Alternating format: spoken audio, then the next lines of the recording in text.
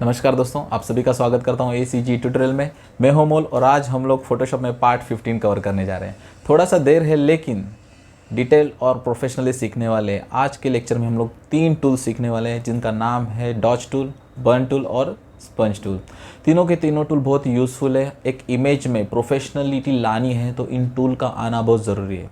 आपने देखा रहेगा कोई भी इमेज में लाइट होती है, शैडो होता है, मिड टोन होता है, कलर टोन मैच करके हम लोग कोई भी ब्लैक एंड वाइट इमेज को कलर कर सकते हैं, कलर को ब्लैक एंड वाइट कर सकते हैं और भी बहुत सारे इफेक्ट है। इन 3 टूलों के थ्रू हम लोग आज फोटोशॉप में सीखने वाले हैं।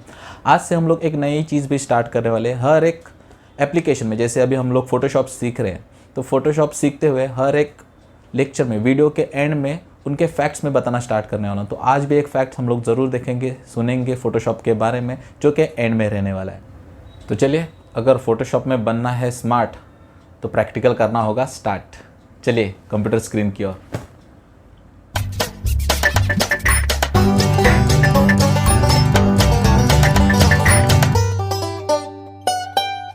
आज के तीनों टूल समझने के लिए यहाँ पे मैंने 2 इमेजेस लिए। एक क्यूट सी लड़की आप देख सकते हो और सेकेंड वन जो है एक फ्लावर यहाँ पे मैंने रखा हुआ है। ठीक है, तो यहाँ पे हम लोगों को टूल सिलेक्ट करने के लिए डॉज टूल, बर्न टूल या फिर स्पंज टूल सिलेक्ट करने के लिए ओ शॉर्टकट की दिया गया है। तो यहाँ पे ओ मैं प्रेस कर रहा हूँ, आप देख सकते हो यहाँ पे ये टूल सिलेक्ट हो गया, या फिर आप माउस से भी इसका इस्तेमाल कर सकते हो, टूल सिलेक्ट कर सकते हो। तो डॉज टूल मैंने यहाँ पे सिलेक्ट कर लिया है। सबसे पहले ये तीनों टूल का यूज़ समझ के लेते हैं। तीनों टूल में फर्स्ट वन जो है डॉज टूल, जिसके थ्रू हम लोग कलर में ब्राइटनेस बढ़ाने वाले हैं। उसी के अपोजिट बर्न टूल में काम होता है, जो भी ब्राइट इमेज है उसे डार्क करने के लिए। जैसे मैंने स्टार्ट में कहा था कि कोई भी सांवले इंसान को गोरा करने के लिए, या फिर कोई भी कलरफुल इमेज को ब्लैक एंड वाइट करने के लिए, या फिर कोई भी गोरे इंसान को सांवला बनाने के लिए हम लोग इन तीनों टूल का इस्तेमाल कर सकते हैं। तो डॉज टूल का है ब्राइटनेस, यानी कि हम लोग कोई डार्क है तो उसे लाइट कर सकते हैं। बर्न में लाइट को, ब्राइट कलर को हम लोग डार्क कर सकते हैं। और स्पंज में हम लोग कोई भी कलरफुल इमेज को ब्लैक एंड वाइट बना सकते हैं, या फिर स्पंज टूल की हेल्प से उसी इमेज को, कोई भी एक साधारण कलर के इमेज को हम लोग और भी कलरफुल बना सकते हैं। यानी कि जो भी लाइट कलर है उसमें और भी कलर का परसेंटेज इंक्रीज करके वो कलर जो है और भी उठा कर दिखा सकते हैं स्पंज टूल की हेल्प से। तो चलिए स्टार्ट कर देते हैं। यहाँ पे फर्स्ट वन मैं डॉज टूल सिलेक्ट कर देता हूँ। एक प्रॉपर्टी यहाँ पे समझने से पहले एक छोटा सा इफेक्ट आपको दिखा देना चाहता हूँ। तो यहाँ पे चलिए मैंने हाईलाइट इस्तेमाल कर दिया है। अब ये हमारा एक फ्लावर है, थोड़ा सा डल लग रहा है, तो इसे हम लोग इंस्टेंटली एक इफेक्ट देके एक ब्राइट कर देते हैं, अच्छा दिखने लग जाएगा। तो सिंपल क्लिक करके आपको यहाँ पे उसे घुमाना है। मैंने सिंपल सिलेक्ट किया है डॉज टूल, आप देख सकते हो पहले ये अलग दिख रहा था, अब ये कुछ अलग ही दिखने लग गया है, आप देख सकते हो। ठीक है, ये है इफेक्ट अप्लाई करने के बाद का रिजल्ट। और यहाँ पे मैं आपको दिखा देता हूँ, ओरिजिनल कुछ इस तरह से दिख रहा था, और इफेक्ट अप्लाई करने के बाद, डॉज इफेक्ट अप्लाई करने के बाद ये इस तरह से दिखने लग गया है। तो आप समझ पाओगे कि कितना यूज़फुल ये टूल है। ठीक है, तो इससे और भी गहराई से और भी डिटेल में हम लोग समझने वाले हैं। तो उसके लिए पहले क्या करता हूँ, हम लोग यहाँ पे मैं इमेज चेंज कर रहा हूँ। ठीक है, अब यहाँ पे हमें इस लड़की के ऊपर, इस क्यूट सी लड़की के ऊपर इफेक्ट अप्लाई करना है। तो पहले प्रॉपर्टी समझ के लेते हैं। यहाँ पे डॉज टूल तो मैंने सेलेक्ट कर लिया है। प्रॉपर्टी में आते हैं तो आप देख सकते हो यहाँ पे ब्रशेस अवेलेबल है। ब्रश हम लोगों का और पहले ही हो चुका है। तो यहाँ पे आप प्रॉपर्टी के थ्रू साइज़ कम ज़्यादा कर सकते हो, उसका हार्डनेस, सॉफ्टनेस कम कर सकते हो। इवन आप यहाँ पे कोई भी टिप भी सिलेक्ट कर सकते हो। ये थे ब्रशेस। उसी के राइट साइड में आप उसका सेटिंग यानी कि पैनल ओपन कर सकते हो। तो यहाँ पे बहुत सारे ऑप्शंस आपको मिल जाते हैं। आप साइज़ कम ज़्यादा फ्लिप कर सकते हो, रोटेट कर सकते हो, एंगल वाइज चेंज कर सकते हो, जो कि एंगल यहाँ पे भी अवेलेबल है। ठीक है, यहाँ पे मैं एक स्पेशल चीज़ कहना चाहूँगा, अगर आप ब्रश सेटिंग में जा रहे हो तो स्पेसिंग जो है हमेशा 25% ही रखना, क्योंकि कोई भी ह्यूमन बींग, कोई भी पर्टिकुलर छोटे से एरिया में अगर आपको इफेक्ट अप्लाई करना है तो 25% सुटेबल है। वैसे भी फोटोशॉप ने ये डिफ़ॉल्ट साइज़ यहाँ पे रखा हुआ है, तो इसे चेंज ना करें। लेकिन अगर आपके पास कोई भी बड़ा एरिया है, यानी कि समुंदर, कोई भी एक ग्राउंड एरिया या फिर कोई माउंटेन है, उस पर अगर आपको इफेक्ट अप्लाई करना है तो स्पेसिंग आप बढ़ा सकते हो। लेकिन मैं सजेस्ट करूँगा 25% में ही रहने दो। हम लोग इसे भी देखेंगे अच्छी तरह से। फिलहाल इसे कोलैप्स कर देते हैं, आ जाते हैं प्रॉपर्टी की ओर। ये 2 चीज़ें हम लोगों की ऑलरेडी हो चुकी है। नेक्स्ट वन है रेंज, जो कि बहुत इंपॉर्टेंट है। यहाँ पे 3 ऑप्शन आपको मिलने वाले हैं। एक है शैडो, दूसरा मिड टोन्स और तीसरा जो है हाईलाइट्स। आप इसे एक तरह से ऐसे भी देख सकते हो कि शैडो में लाइट इफेक्ट अप्लाई होने वाला है, मिड टोन में मीडियम और हाईलाइट्स में ज़्यादा इफेक्ट अप्लाई होने वाला है। लेकिन इसका एक्चुअल यूज जो ये है कि ये तीनों ऑप्शन जो है हर एक इमेज में आपको मिलेंगे।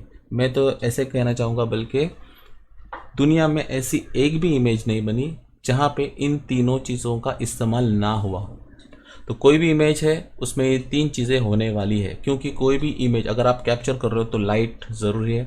जैसे आप इस इमेज में भी देख सकते हो, ये जो एरिया है लेफ़्ट साइड का, इसमें यहाँ से लाइट आ रही है इसलिए ब्राइट हो रहा है, और लेफ़्ट साइड का राइट साइड का अगर एरिया देखोगे थोड़ा सा डार्क है, ब्लैक कलर में आपको दिखेगा। यहाँ पे शैडो भी दिखेगी, बैकग्राउंड में भी आप देख सकते हो ये एरिया थोड़ा सा ब्लैकिश है, तो यहाँ पे शैडो इफेक्ट है। यहाँ पे आप देख सकते हो हाईलाइट है। ओके, और मिड टोन जो होता है वो कॉम्बिनेशन रहता है दोनों का, मिडल एरिया आप उसे कह सकते हो। ठीक है, तो ये तीन चीज़ें हमेशा कोई ना कोई इमेज में रहती ही है।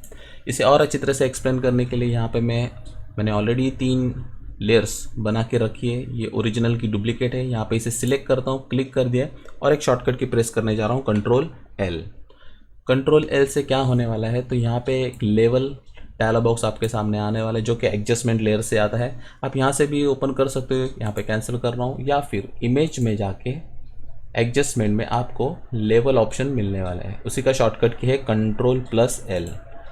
ठीक है, तो यहाँ पे Ctrl+L मैंने प्रेस कर सकता हूँ, या फिर इमेज में जाके यहाँ पे एडजस्टमेंट में लेवल पे क्लिक करूँगा तो भी चलेगा। अब यहाँ पे आप देख सकते हो इनपुट लेवल में ही आपको यहाँ पे 3 डॉट दिख रहे हैं।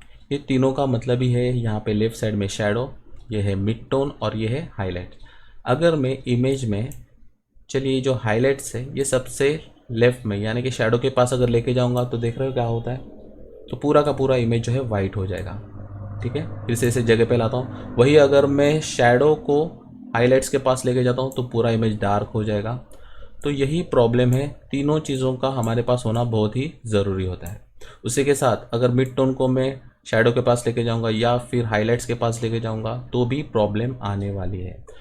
तो हमेशा तीनों चीज़ों का बैलेंस होना बहुत ज़रूरी होता है कोई भी इमेज में, इसीलिए हर एक इमेज में ये तीनों के तीनों चीज़ें होती ही है। ठीक है, तो यहाँ पे हम लोग ने समझ लिया कि क्या होता है ये शैडो, मिड टोन्स और हाईलाइट्स। इसका हम लोग अप्लाई करके भी देखेंगे इमेज पे किस तरह से इफेक्ट अप्लाई होते हैं।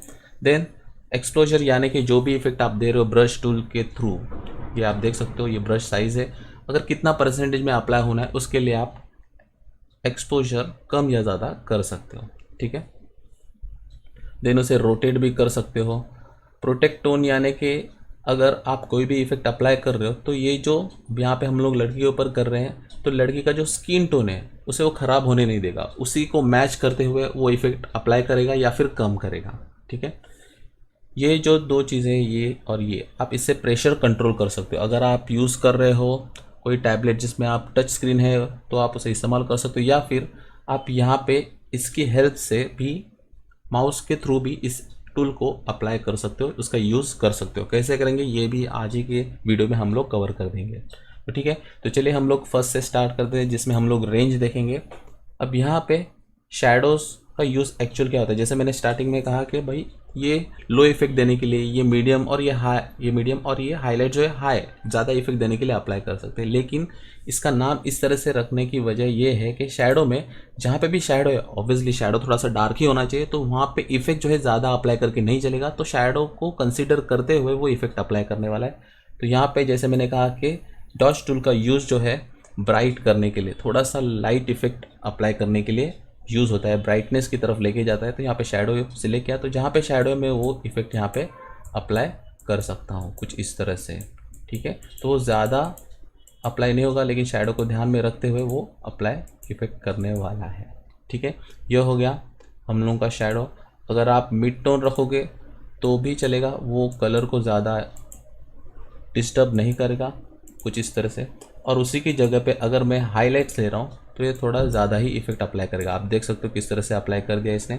यहाँ पे Ctrl+Z कर रहा हूँ, जहाँ जहाँ पे ज़रूरत है वहीं पे इसे अप्लाई करना है। और जब आप हाईलाइट्स इस्तेमाल करोगे मैं सजेस्ट करूँगा कि एक्सपोजर जो है वो ज़्यादा से ज़्यादा कम रखो। ओके, तो यहाँ पर मैंने 9% रख दिया। अब ठीक है, यहाँ पर मैं ब्रश साइज़ थोड़ा सा बढ़ा देता हूँ। ब्रश साइज़ इंक्रीज़ करने के लिए शॉर्टकट की आपको मालूम है, तो यहाँ पर मैंने ब्रश साइज़ बढ़ा दिया है क्लोजिंग स्क्वायर ब्रैकेट की हेल्प से। तो इस तरह से आप ये ब्राइट इफेक्ट आप दे सकते हो, ठीक है।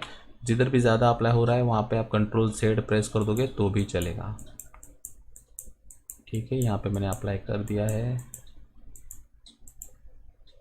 ठीक है। अब बराबर लग रहा है।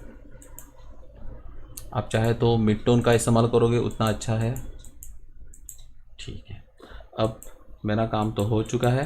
अब आप देख सकते हो ये जो है इफ़ेक्ट अप्लाई करने के बाद इमेज है, और यहाँ पे मैं इसे दिखा देता हूँ ओरिजिनल इमेज किस तरह से दिख रही थी। ये ओरिजिनल है और ये है हमारी इफ़ेक्ट देने के बाद इमेज, ओके। तो यहाँ पे मैंने तीनों टूल का इस्तेमाल किया इसलिए ये कुछ ज़्यादा ही ब्राइट हो गया, लेकिन मैं सजेस्ट करूँगा ज़्यादातर आप मिड टोन या फिर शैडो से इफेक्ट दोगे तो उतना अच्छा रहेगा। तो यहाँ पे मैं कंट्रोल Z प्रेस कर रहा हूँ,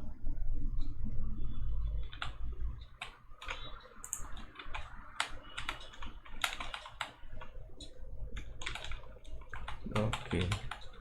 अब ठीक है, आगे बढ़ते हैं।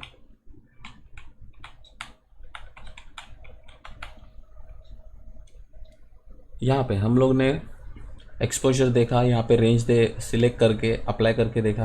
अब यहाँ पे फिर से मैं हाईलाइट सिलेक्ट कर रहा हूँ, एक्सपोजर थोड़ा सा 50% तक लेके जाता हूँ, ठीक है।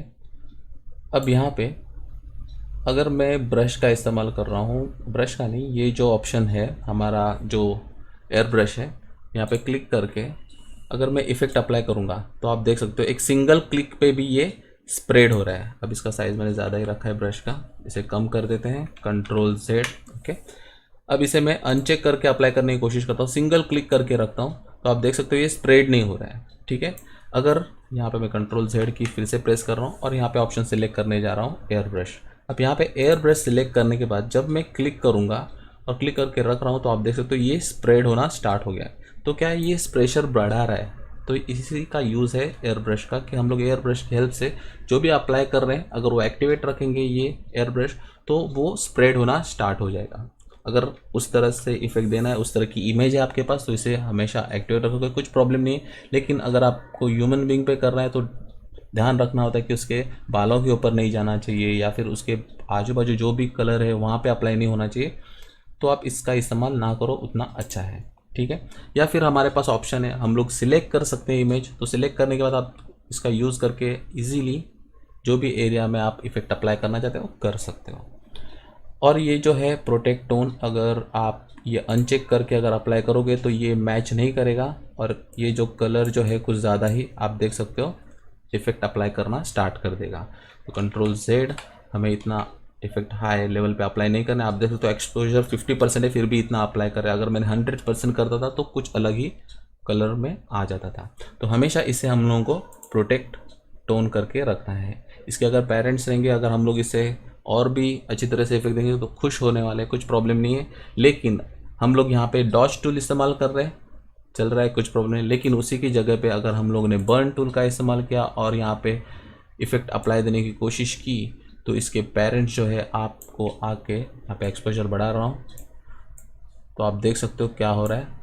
तो डॉज टूल इस्तेमाल कर रहे हो कुछ प्रॉब्लम नहीं, पेरेंट्स खुश हो जाएंगे। लेकिन अगर आप बर्न टूल इस्तेमाल कर रहे हो तो उसके पेरेंट्स आके आपको मार सकते हैं। तो क्योंकि आपको किसी का चेहरा ख़राब नहीं करना है, यहाँ पे एग्जाम्पल के लिए मैं बता रहा हूँ। तो इस तरह से आप इफेक्ट अप्लाई कर सकते हो बर्न टूल से। जैसे कि मैंने कहा कि ये अपोजिट काम करता है डॉज टूल से, ओके। डॉज टूल जो है ब्राइट करेगा, लाइट इफेक्ट लगाएगा, और यहाँ पे बर्न जो है डार्क इफेक्ट, ओके। तो ये आप देख सकते हो कोई भी गोरे इंसान को आप इंस्टेंटली सांवला बना सकते हो कुछ इस तरह से, ठीक है। तो यहाँ पे आप देख सकते हो ये जो है इफेक्ट करने के बाद, बर्न इफेक्ट अप्लाई करने के बाद इमेज दिख रही है। यहाँ पे आप देख सकते हो ओरिजिनल कुछ इस तरह से दिख रही है, ठीक है। तो आप सोच सकते हो क्या कर दिया है हम लोग ने। बहुत ही क्यूट सी लड़की है तो कंट्रोल Z करना बनता है जल्दी से। तो यहाँ पे हम लोग ने इसे नॉर्मल कर दिया है। चाहे तो इस इमेज को डिलीट भी कर सकते हैं, ओरिजिनल हमारे पास अवेलेबल है। बर्न टूल में ज़्यादा नहीं बता रहा हूँ क्योंकि डॉज टूल और बर्न टूल अगर आप देखोगे तो प्रॉपर्टी सेम ही है, कुछ अलग नहीं है दोनों में। यहाँ पे डॉज टूल है, यहाँ पे बर्न टूल सेलेक्ट कर रहा हूँ, सेम इफेक्ट आपको दिखाई देंगे, शैडोज, मिड टोन्स और हाईलाइट्स, दोनों में एक ही डिफरेंस है। बर्न टूल से आप डार्क की तरफ जाते हो, डॉज टूल आपको लाइट की तरफ लेके जाता है, ओके। तो तीनों का यूज़ आप समझ चुके हो क्या करना है। आगे बढ़ते हैं। नेक्स्ट वन टूल जो है वो है sponge tool. Okay, sponge tool से हम लोगों को क्या करना होता है, तो दो इफेक्ट देते हैं।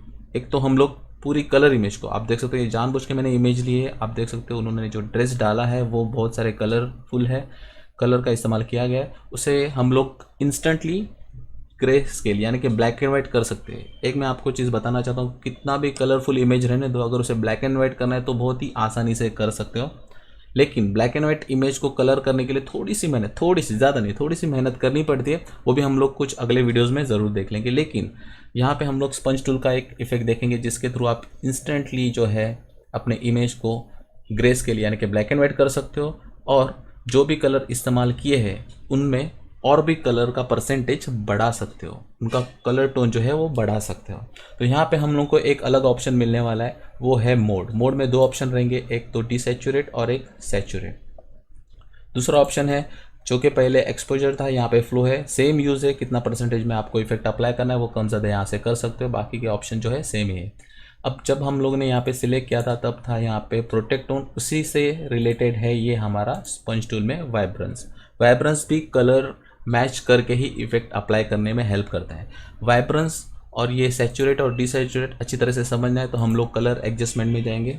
यहाँ पे मैं इसका और एक डुप्लीकेट बनाता हूँ, Ctrl+J, ठीक है। अब यहाँ पे हम लोग जाते हैं इसे सिलेक्ट करते हुए कलर लेयर एडजस्टमेंट में, यहाँ पे आपको ऑप्शन मिलेगा वाइब्रेंस, यहाँ पे क्लिक कर देता हूँ। दोनों ऑप्शन अवेलेबल है, वाइब्रेंस भी है और सैचुरेशन भी है। अब यहाँ पे ये नॉर्मल है, बैलेंस है, अगर मैं इसे लेफ्ट साइड में लेके जाऊँगा तो डिसैचुरेशन हो जाएगा, यानी कि पूरी की पूरी इमेज जो है ग्रे स्केल में कन्वर्ट हो जाएगी। दिख रहा है। अब यहाँ पे मैंने वाइब्रेंस में कुछ भी नहीं किया है, मैंने पहले ही कहा वाइब्रेंस क्या करेगा, तो जो भी कलर है उसे मैच करने की कोशिश करेगा और पूरा जो भी इफेक्ट है उसमें कलर जो भी रहेंगे हल्के फुल्के ही रखेगा, लेकिन पूरा ग्रे स्केल करने नहीं देगा। लेकिन सैचुरेशन और डिसैचुरेशन में आप देख सकते हो पूरी इमेज जो है ग्रे स्केल में आपको दिखाई दे रही है, तो इंस्टेंटली ये जो कलरफुल इमेज थी वो ग्रे स्केल में कन्वर्ट हो जाएगी। तो ये एक तरह का इफेक्ट ही है, बहुत सारे जगह पे आपने देखा रहेगा कलरफुल इमेज को ब्लैक एंड वाइट किया जाता है, ग्रे स्केल में किया जाता है। तो ये था डिसैचुरेशन। अगर वही मैं राइट साइड में लेके जाऊंगा तो ये होता जाएगा सैचुरेशन। तो कुछ ज़्यादा ही अप्लाई अगर आप करोगे 100% तो इस तरह से इमेज दिखेगी। तो भी ये कलर कुछ ज़्यादा ही ब्राइट हो रहे, ड्रेस है या फिर कोई बैकग्राउंड है तो ठीक है, लेकिन ह्यूमन बींग पे स्किन कलर पे ये मैच नहीं करेगा, कुछ अलग ही दिखेगा। तो यहाँ पे थोड़ा सा मेंटेन करके ही आप इफेक्ट अप्लाई कर सकते हो, ठीक है। तो इसे रीसेट कर देते हैं, आगे बढ़ते हैं वाइब्रेंस के पास। तो यहाँ पे अगर वाइब्रेंस में कम करने की कोशिश करूँ तो आप अगर देखोगे तो ये पूरा का पूरा उसने ग्रे स्केल यानी कि ब्लैक एंड वाइट में कन्वर्ट नहीं किया। अभी भी आप देख सकते हो स्किन टोन, जो भी स्किन का कलर है अभी भी है, थोड़ा सा रेडिश है। नेल पॉलिश का भी कलर आप देख सकते हैं, इवन आप ड्रेस पे भी देखोगे तो ये सारे के सारे कलर लाइट हो गए, लेकिन आप कलर पहचान जाओगे, जैसे कि ये येलो है, ये ब्लू है, इस तरह से कलर थोड़े बहुत परसेंटेज में अवेलेबल होता है वाइब्रेंस में। इसका मतलब क्या है, वाइब्रेंस जो है आपके कलर को हानि पूरी तरह से नहीं पहुंचाता, वो मेंटेन करके रखता है। अब उसी तरह से अगर हम लोग वाइब्रेंस को बढ़ा देंगे तो यहाँ पे ब्राइटनेस तो बहुत बढ़ गया है, बहुत अच्छी तरह से कलर दिख रहे हैं, आप देखोगे तो स्किन टोन भी मैच है। तो इस तरह से आप अप्लाई कर सकते हो वाइब्रेंस को। ज़्यादातर हम लोग लेयर एडजस्टमेंट से इफेक्ट अप्लाई करते हैं, लेकिन ये जो अप्लाई करोगे तो ये पूरे की पूरी इमेज को अप्लाई होने वाला है। लेकिन अगर आपको पर्टिकुलर एरिया में इफेक्ट अप्लाई करना है तो डेफिनेटली हम लोगों को यूज़ करना पड़ेगा टूल, जो कि है स्पंज टूल। यहाँ पे आप देख सकते हो डिसैचुरेशन, और यहाँ पे मैं इफेक्ट अप्लाई करने की कोशिश कर रहा हूँ। यहाँ पे लेयर सिलेक्ट करनी पड़ेगी। ओके, ये जो एडजस्टमेंट लेयर है वो सिलेक्ट है, इसलिए अप्लाई नहीं हो रहा था। इसे अगर चाहो तो डिलीट कर सकते हो, यहाँ पे मैं डिलीट कर दे रहा हूँ। इमेज सिलेक्ट कर दिया है, स्पंज टूल भी सिलेक्शन में है।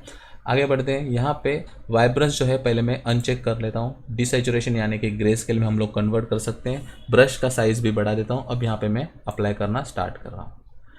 तो आप देख सकते हो मैंने जो ये वाइब्रेंस जो है वो अनचेक करके रखा है। यहाँ पे प्रेशर भी थोड़ा बढ़ा देते हैं, आप देख सकोगे तो धीरे धीरे करके ये जो पूरा का पूरा कलर है वो मिटा देगा और पूरा का पूरा ग्रे स्केल में कन्वर्ट हो जाएगा। आप देख सकते हो ये जो येलो कलर था वो अभी दिखाई नहीं दे रहा है, पूरा का पूरा ग्रे स्केल में कन्वर्ट हो चुका है।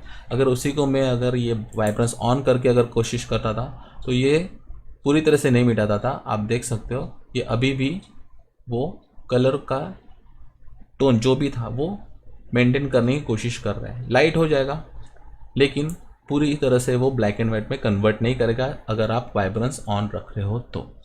ठीक है। तो ये था डिसैचुरेशन। डिसैचुरेशन से लेकर के आप अप्लाई कर सकते हो पर्टिकुलर एरिया में, ग्रे स्केल में कन्वर्ट करना है तो पर्टिकुलर एरिया ग्रे स्केल और बाकी सब कुछ कलर में रखना है, तो ये इफेक्ट बहुत काम आने वाला है अगर आप डिसैचुरेशन सिलेक्ट कर रहे हो तो। Ctrl+Z यहाँ पे प्रेस कर रहा हूँ, या फिर चलिए इसे डिलीट कर देते हैं। सेकेंड वन इमेज पे हम लोग सीखेंगे कि सैचुरेशन क्या करता है। सैचुरेशन सिलेक्ट कर रहा हूँ, जैसे मैंने कहा था डिसैचुरेशन से अपोजिट है। डिसैचुरेशन यानी कि पूरा का पूरा grey scale black and white, लेकिन सैचुरेशन क्या करेगा, जो भी कलर है उसमें उस कलर के, उस पर्टिकुलर कलर के परसेंटेज इंक्रीज कर देगा, वो कलर जो है और भी ब्राइट और भी इंक्रीज हो जाएगा। तो यहाँ पे सिलेक्ट किया है सैचुरेशन, और आप यहाँ पे कोशिश करो तो आप देख सकते हो ये जो कलर से अभी और भी ब्राइट दिखने स्टार्ट हो गए।